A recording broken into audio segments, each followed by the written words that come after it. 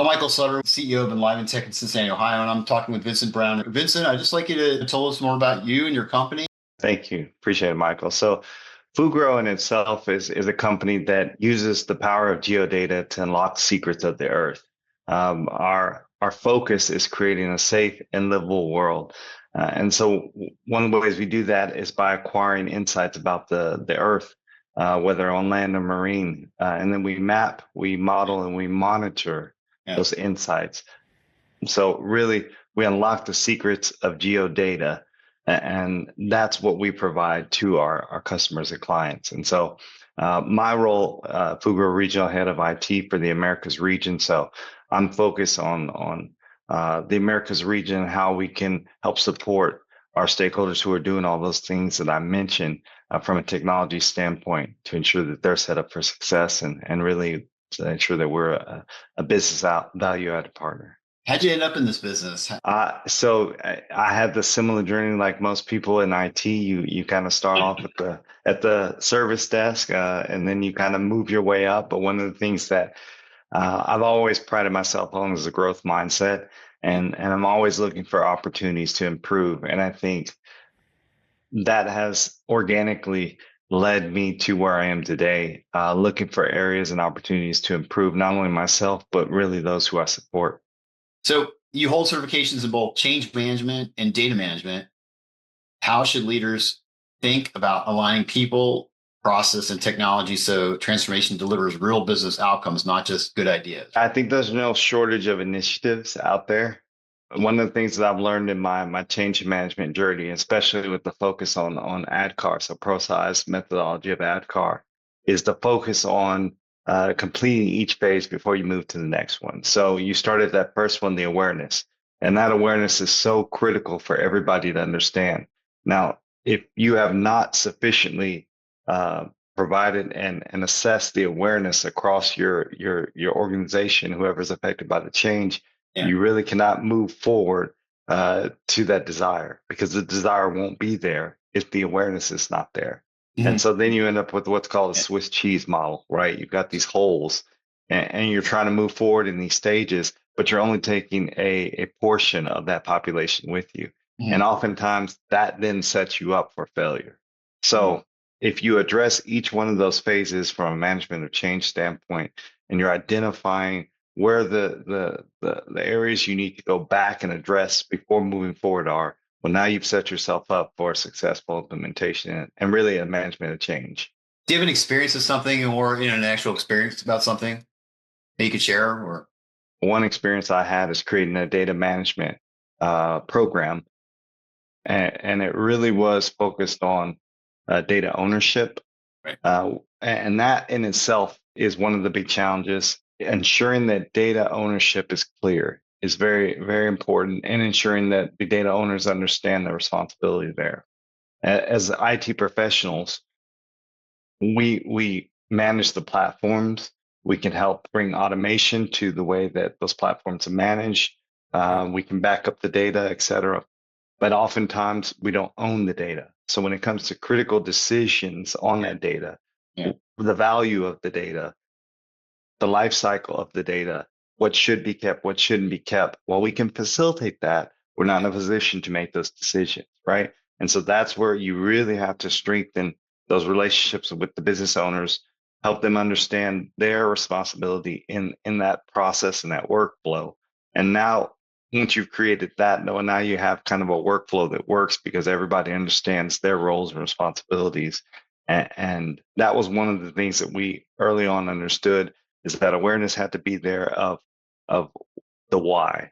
Why Yeah. do you need to care about data Yeah. management, and what does that relate to? Do you think they never really understood like what their responsibilities were at some point as far as like data management lines? Or It was a learning journey, I would say, for all of us, and still is, because it's still a challenge because, well, we're at a point in history right now where, I was reading a really good book where it was talking about the amount of data that we've had in the last 10 years is more than any period before that over time, yeah. just because of how many connected systems that we have and the amount of data. So the variety, the velocity of the data has grown. It's massive, right? So the challenge isn't lessening, it's multiplying, Yeah. right? And Yeah. so it's a continuous effort. Yeah. You mentor and influence senior leaders. What advice would you give emerging executives who are preparing to lead in increasingly data and AI driven environment? I think the first thing is don't be afraid of the challenge.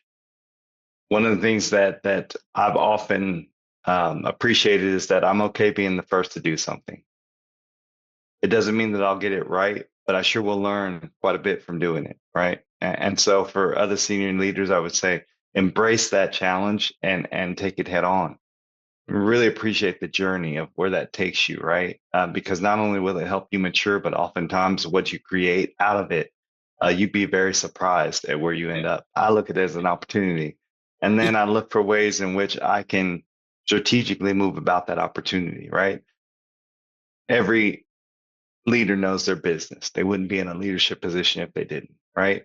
And so you start to look at challenges as opportunities and look, Mhm. how can I apply strategy to this challenge in a way that not only creates the best opportunity for myself, my team, and for my business, but also sets us up for future success. Vincent, looking ahead, how do you see the role of senior IT and data leaders evolving over the next few years?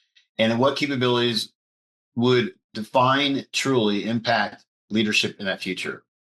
IT leaders will become much more a part of the business, and that's really where we want to be: is strategic business enablers, not so much focused or viewed as a support function, as people who keep your computer running or maybe keep the servers running, but really as a strategic enabler, able to uh, marry technology with business processes to create true service enablement and Okay. change, right? Okay. I think the other thing that we will see, and we're already seeing it now, is that companies are starting to understand the importance of a proper DMO, a data management organization. And I think you will see the focus on that more as Mm. data continues to grow and the need to properly manage data, and now how data completely integrates with all the technology. You'll need to make sure you have Yeah. roles, whether it's stewards or architects. You'll need to have the proper roles there to ensure that your data is managed, the quality is there, because you only get out what you put in, right? Yeah. And so I think we'll see a focus also in that area uh, from us senior leaders, really. Data experience is growing. It's grown so rapidly now. And that's why if you look and see what jobs are in demand, it's data related jobs. Yeah. Yeah. It's data scientists, it's data architects, data analysts, because now you're starting to see the importance of how critical it is to ensure that your data foundation is in place, because so many things pull from that, right? All of your systems really pull from that. So if you have not addressed that, then you're really running things either in a disparate manner Yeah. or best effort. A lot of companies are going back and kind of rethinking, we need to make sure we have the foundation set, right? You don't want to build a house on sand. All right. So I think that's what some companies have done. And so now they're going back and trying to understand how they can put a proper foundation in place so that they can then build Yeah. up these new technologies such as AI, but to do it in a way that it's actually performant, right? Yeah. Because the promise has already been there. Yeah. Right. And but Yeah. but once again, you have to implement it in a way that sets you up for success from Yeah. No, no, from the no. start. If there's one leadership habit or principle you believe in, every executive should focus on right now, what would that be? I've always just tried to lead with empathy.